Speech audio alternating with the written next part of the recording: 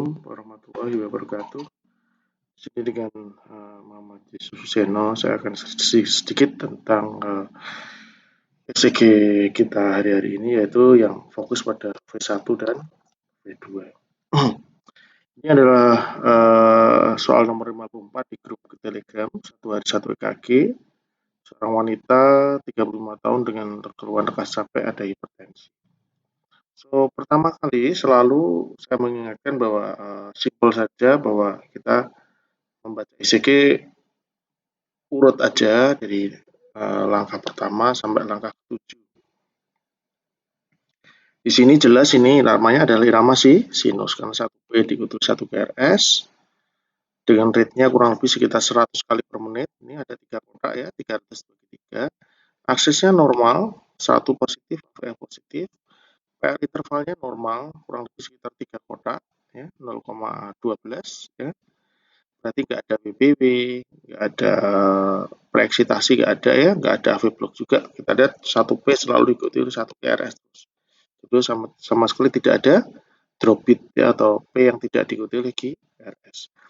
Terus nomor 5 kita beranjak ke ada QRS lebar apa enggak. Sebenarnya QRS lebar ini kita mencari ada bundle branch block. Kita lihat di V1, ada enggak RSR aksen? Enggak.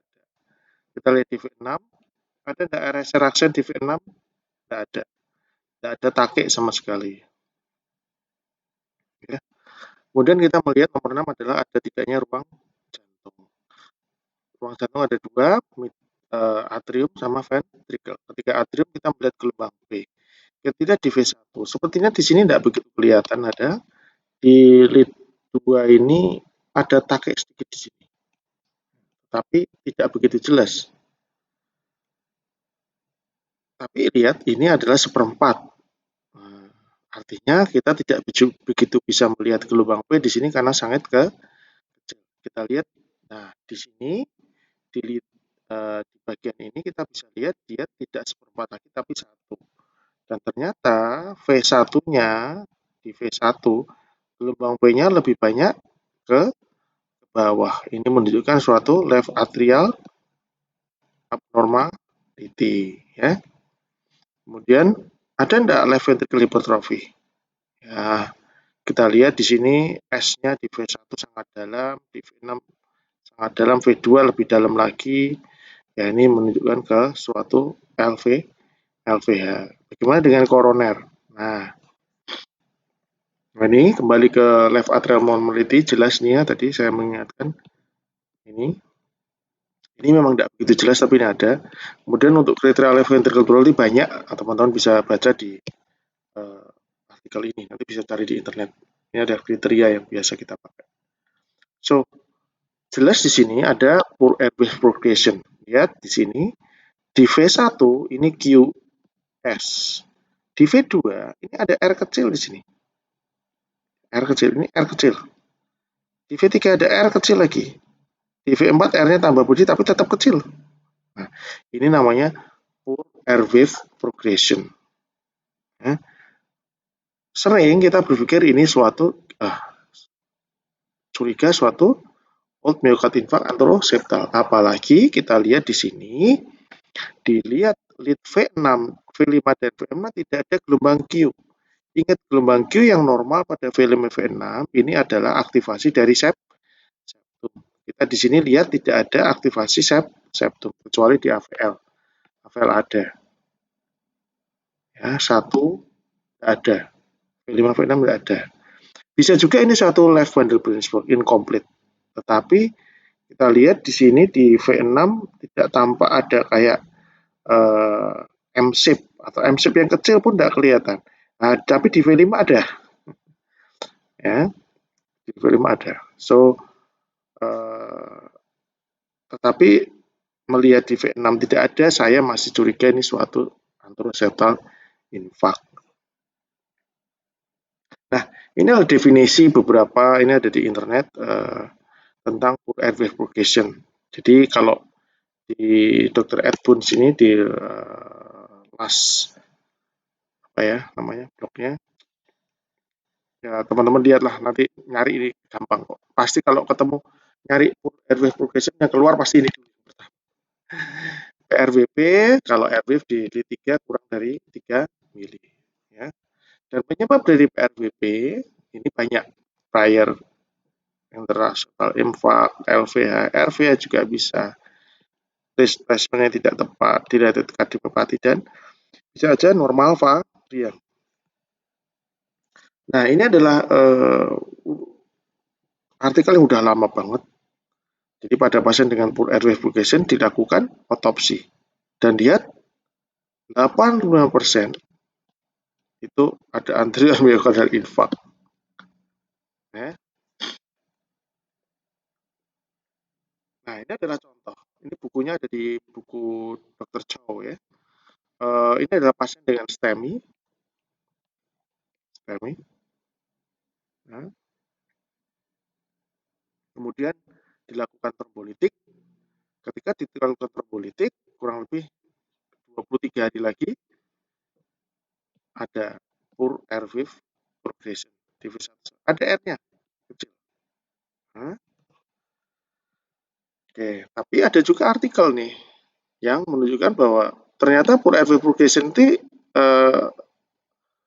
terkait dengan cardiothoracic ratio pada X-ray. Jadi tidak selalu suatu kelainan yang terkait dengan koroner. Jadi kalau pada artikel ini, poor airway progression adalah ketika RDV3 atau RV4 kurang dari 2 mili. Kalau tadi 3 mili, ini 2 mili. Nah, ini contoh. Ini pasien dengan CTR yang normal, di mana di sini V3, V4, V1, V2 R-nya naik, normal. Bagaimana dengan CTR yang sangat kecil, yang sangat rendah CTR-nya? Nah, lihat ini. Di V1, V2, V3 tidak ada kenaikan di gelombang R. Di V3 ini masih hanya sekitar 1 mili. Ya. Jadi, tapi pasien ini tidak ada infak. Ini sekedar contoh aja ya. Di bawah intinya, apakah selalu poor airway progression itu selalu infak? Ya, ini beberapa penelitian bilang ya, ini. Kemudian ini ada di buku. Tapi ada beberapa penelitian yang ternyata tidak, ya. Oke, ini soal nomor 55, seorang laki-laki nyeri dada 8 jam yang lalu. Lewat diabetes, hipertensi tidak jelas. Begitu seorang nyeri dada yang kita asumsikan ini curiga suatu koroner, ya, maka kita tidak boleh serta-merta ini mungkin anggap ini kemungkinan normal, ya pasti kita harus berpikir siapa tahu tidak normal, karena penting banget. Iramanya sinus apa enggak? Jelas irama sinus. Berapa kali per menit? Ini bradikardia, kurang lebih sekitar 50 kali per menit. 1, 2, 3, 4, 5, 6. 6 lebih. 6 lebih sedikit, oke lah 50 kali per menit. Aksesnya normal, 1 positif, AVF positif. PR interval normal, masih ya. Kemudian QRS lebar, nggak ada, semuanya sempit. Terus hipertrofi, nggak ada ya, lihat di sini nggak ada, ventricle juga nggak ada. Nah, kita masuk ke koroner, lihat ada STT changes, dan kita lihat jelas di sini di V1 dan V2 ada perubahan STT changes-nya, kelihatan nih, ya, kelihatan. Di V1 dan V2 ini jelas ada gelombang QS dengan ST elevasi. Ya, QS dengan ST elevasi. Mungkin ini adalah pasien dengan suatu recent IMA. Tapi kalau nyeri dadanya masih 8 jam, biasanya kita masih sebut sebagai STEMI atau IMA. Ya, kalau kita tidak tahu waktunya, mungkin kita sebut recent IMA karena sudah ada gelombang Q. Walaupun sebenarnya gelombang Q itu bisa terbentuk dalam beberapa jam, hanya 1-2 jam sudah bisa terbentuk. Oke. Dan kita lihat beberapa hari kemudian, ini betul-betul sudah resolusi lengkap, ST elevasinya sudah turun, hanya terbentuk gelombang QS saja di V1 dan V2. Jadi sebenarnya ECG ini menunjukkan bahwa tadi ini bentukan seperti ini di V1 V2 bisa saja ini benar-benar suatu STEMI. Ya. And then, nah, tetapi walaupun STEMI, tetap ada gelombang QS di V1, V2 yang ternyata tidak ada masalah. Ini ada di artikel ini, nanti bisa teman-teman lihat. Ini adalah wanita 45 tahun dengan obesitas, tidak ada koroner, tidak ada apa-apa, dan sudah dilakukan myocardial perfusion scan dan normal. Lihat, ECG-nya V1 dan V2 betul-betul gelombang QS, dibaca sebagai old myocard infarct anteroseptal atau septal infarct. Nah, kita lihat hampir selama 7 tahun, dia itu setiap kali ECG, kadang-kadang di lead V2 itu berbeda-beda. Kadang-kadang QS, kadang-kadang RS, ya. RS kadang-kadang, nah ini masih ada R-nya, masih ada R-nya, masih ada R-nya. Nah, ini QS lagi, QS, ini ada R-nya, ini ada R-nya lebih tinggi, ya. Jadi, dari tahun 96 sampai tahun 2003, ini berbeda-beda. Nah, sesuatu yang padahal tadi lihat myocardial perfusion scan-nya normal, artinya tidak pernah terjadi infark. Begitu juga dengan pasien ini usia 75 tahun, di scan juga radionukleid dan normal. Tapi lihat dari tahun ke tahun di lead V2 ini kadang-kadang ada R-nya, QS ada R-nya lebih gede, ini QS betul jelas banget ada R-nya kecil, ini R-nya kecil. Kalau lihat ini seperti old myocard infarct anteroseptal. Ya. Jadi artinya ini sendiri QS ini tidak selalu berarti suatu kelainan. Ya, walaupun tadi ada juga penelitian yang bilang bahwa 85% pada otopsi dia infark gitu ya. Teman-teman bisa lihat juga di AHA ini ada pasien dengan pneumotorak, ya. Ini pneumotorak. Lihat ada poor airway progression, poor airway progression. Begitu ini di treat, apa yang tidak, ini sudah normal lagi, jadi normal. R-nya tambah tinggi, tambah tinggi, tambah tinggi, dan ini normal di V4. Sebelumnya V4 R-nya kecil. Kenapa bisa terjadi? I don't know. Ya, tapi intinya cuma menunjukkan bahwa poor airway progression tidak selalu gejala suatu infark juga gitu. Bisa juga normal gitu. Nah, yang kedua, yang soal 56 ini adalah seorang perempuan usia 30 tahun dirujuk ke poli jantung karena EKG yang abnormal, tidak ada keluhan. Namanya sinus apa enggak? Jelas sinus, ada 1 PDU 1 PRS, aksesnya normal, ya, PR interval normal, terus apa namanya?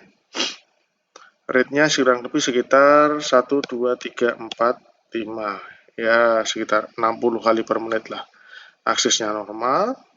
Kemudian kita lihat ada tidaknya PR interval normal. Kemudian kita melihat adanya bundle branch block. Bundle branch block tidak ada. Kita lihat ada pembesaran jantung tidak? Atrium nggak begitu jelas ya. Ini mungkin left atrial abnormality bisa. Tapi yang jelas pada ketika kita masuk ke ada tidaknya koroner, kita lihat ada gelombang QS di V1 dan V2. Tidak ada keluhan tuh, usianya 30 tahun, masa dia old myocard infarct anteroseptal. Tapi kita ingat tadi juga bisa normal tuh ya, dari penelitian yang tadi. Nah, ini adalah satu artikel di American Journal of Medicine dari pseudo septal infarction karena lead misplacement ya. Bahwa intinya jadi GS kompleks di lead V1 dan V2 ini bisa karena misplaced right precordialis. Jadi tempatnya tidak tepat, terlalu tinggi gitu. Kita lihat di sini. Nah, ini QS juga ya. Tapi ketika di EKG di klinik itu R-nya keluar nih. Tuh, apa yang membedakan ini ada R tadi kok ada QS. Nah, kemudian si peneliti ini melakukan suatu percobaan di mana ketika lead V2 ini letaknya di interkostal 4, maka masih ada R. Makin tinggi, R-nya makin kecil. Makin tinggi lagi, interkostal 3, R-nya ada tapi kecil. Ini di IGA ketiga tambah kecil. Lihat, ketika di IGA kedua, maka jadi gelombang QS. Jadi bisa saja ketika letaknya terlalu tinggi, jadi gelombang QS ternyata. Jadi kalau letaknya dia tidak di tempat yang sebenarnya, dia akan menjadi septal infarct. Tapi satu hal yang perlu dilihat adalah kalau yang normal, lihat V2-nya itu P-nya positif. Kalau letaknya normal nih, tak normal. Ketika terlalu tinggi, apa yang terjadi? P-nya akan bifasik atau negatif.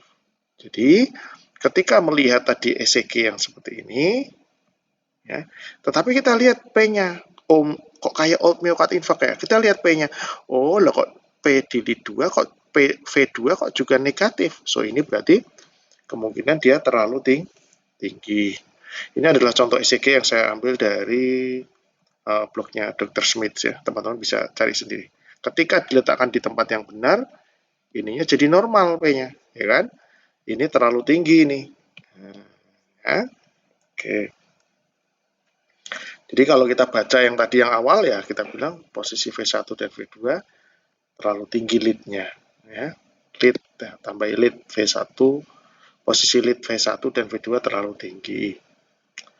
Oke, ini soal 57, seorang wanita 70 tahun di dislipidemi, nyeri dada 4 jam yang lalu.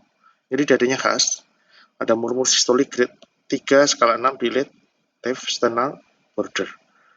Kita lihat iramanya sinus apa enggak? Jelas sinus sekitar 100 kali per menit ya. Sinus 100 kali per menit, aksesnya normal, akses normal. Kemudian PR interval normal. Ada bandar Brainsbrook, QRS lebar, tidak ada. Kita lihat pembicaraan jantung, atrium, tidak ada. Nah, kita masuk ke ada tidaknya koroner, nomor 7 ya. Kita fokusnya ke situ kan. Oke, karena dia nyeri dada. Kita lihat di sini pada V1 dan V2 ada ST elevasi. Dan kita lihat di lead V6, V5 sama V6 ada ST depresi. Di lead 2, 3 AVF juga ada ST depresi. Ini adalah resiprokal dari ini. Jadi ini adalah STEMI anteroseptal. Nah, ini saya ambil dari jurnal di Portuguese Journal of Cardiology. Beliau, ini pasien ini dilakukan kateterisasi dan hasilnya normal. Hasilnya normal. Kemudian dilakukan left ventriculografi dan ternyata didapatkan flow dari ventricle kiri ke ventricle kanan. Jadi apa ini? Ada suatu VSD. Nah, ketika kita echo, di echo bukan kita ya, mereka echo didapat, nah ini flow dari kiri ke kanan. Jadi benar-benar ini beliau mengalami ventricular septal rupture karena infark. Koroner normal kok bisa ya? Koroner normal kok bisa terjadi infark dan sampai rupture di septal? Ya, septal kan ini kan? Nah, ini cocok ini septal. Di sini ada VSD. Lihat flow-nya ini. Dari kiri ke kanan. Harusnya kan dia dari ventricle kiri masuk ke aorta ke sana. Ini kan kateter kita masuk dari ke aorta, masuk ke lewat aorta, kemudian masuk ke left ventricle. Harusnya darah ke sana nih. Lihat, tapi dia darahnya dari sini. Nah, ini lewat sini. Oke. Ini juga. Kenapa kok bisa? Nah, kemungkinan ada beberapa kemungkinan. ada kemungkinan ada suatu spasme, bisa satu ada gangguan koagulasi, kemudian ada terjadi trombusnya hilang sendiri, bisa juga ya tadi. Jadi saya mengambil contoh ini menunjukkan bahwa ini benar-benar bisa terjadi tuh, STEMI anteroseptal. Dan di kasus ini dilakukan operasi, pada saat itu langsung dilakukan operasi karena kondisinya memburuk, tapi kemudian pasien meninggal. Ya maaf ya. Oke. Nah, kemudian ini soal 58 ini seorang wanita dengan nyeri ulu hati. Kita lihat irama sinus apa enggak? Irama sinus berapa kali per menit? Kurang lebih sekitar 70-an kali per menit. Aksesnya satu positif, AVF negatif, duanya negatif. So, aksesnya LA, AD. Ketika akses LAD, kemudian kita hitung PR interval. Nah, di sini teman-teman harus lebih jeli ya. Kita lihat di lead 2, ini PR intervalnya sepertinya masih cukup baik. Tapi lihat di lead 1, AVL. Nah, di sini apa? Ada delta AVIF. Ya. Jadi benar ini adalah suatu WPW. PR interval memendek dengan delta wave ini. Delta wave itu yang ini juga delta wave ya. Kemudian pembesaran jantung. Nah, saya sering mengingatkan ketika ada WPW, maka kita hukumnya, kalau saya sudah pernah menerangkan dulu bahwa lebih baik menghindari dari kata-kata infak, menghindari kata-kata hipertrofi. Lebih baik dihindari. Ya. Mungkin nggak pada WPW ada hipertrofi? Bisa, tapi lihat. Kalau teman-teman melihat ini sebagai suatu infak, pada V1 ada QS, V2 juga ada QS. Di lead 3 dan AVF juga ada QS. Tapi QS ini bukan karena infak.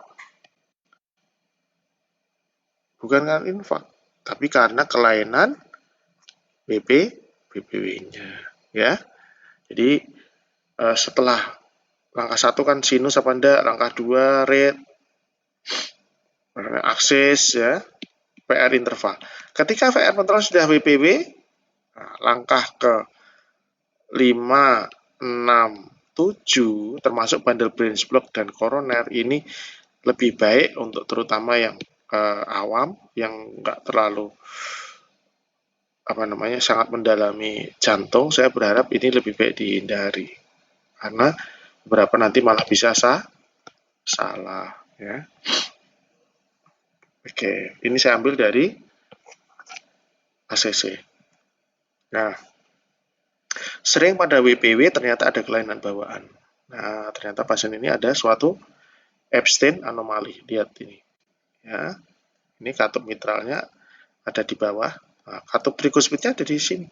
Nah, nanti boleh dibaca lagi tentang Epstein anomali. So, kita kembali ke pasien kita tadi. Ini kira-kira poor airwave. Nah, ini mau disebut QS atau RS? Ini QS apa RS nih? Nah, ya. Kalau ini jelas ada R. Ini QS apa RS? Oke, kita anggap aja ini masih poor airwave progression ya. Kita curiga nih suspek anteroseptal infark. Tapi hipertrofi juga bisa kan? Seperti ini.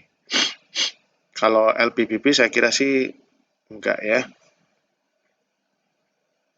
Kemudian pasien ini saya echo, tampak global hipokinetik berat, ejection fraction-nya hanya 24%. Kemudian ketika kita lakukan movie, kinetiknya jelek. Ini, maaf tadi suaranya keras. Kinetiknya jelek, ya. LA dan LV dilatasi. LA sama LV-nya dilatasi dan terdapat mitral regurgitation. Lihat ini. Ini flow mitral regurgitation-nya di sini. Ya. Dan terus terang memang regioseptum ini semua sebenarnya global hipokinetik semua. Tidak hanya regioseptum aja yang tidak bergerak. Kalau kita koroner biasanya hanya regioseptum yang kena gitu ya. Tapi ini overall hampir semua segmen gerakannya kurang. Jadi mungkin ini benar-benar suatu gangguan otot yang sifatnya global, suatu miopati. Oke, jadi apakah tadi sus omioantroseptal kita benar? Nah, mungkin kita keliru di situ ya. Tapi ya nggak apa-apa, kita jawab aja kan masih suspek. So terapinya apa? Karena kemarin ada pertanyaan terang terapi ya. Jadi intinya ketika kita ini stage C, jadi sudah ada keluhan, maka pilihan pertama adalah ACE inhibitor, ARB, beta blocker, diuretik jika diperlukan. Nah, kemudian kita assess yang step 2 dan lain-lain. Kalau pada pasien kemarin itu saya langsung eh, memberikan ARNI ya ini ARB plus sakubitril nih. Langsung saya berikan ARNI, saya berikan beta blocker. Waktu itu saya berikan eh, carvedilol ya. Kemudian saya berikan spironolactone karena saya curiga koroner pada waktu itu saya berikan antiplatelet walaupun kemungkinan sih eh, tidak ya, mungkin itu suatu miopati karena hipertensi yang lama ya. Oke, saya kira demikian, semoga bermanfaat. Assalamualaikum warahmatullahi wabarakatuh.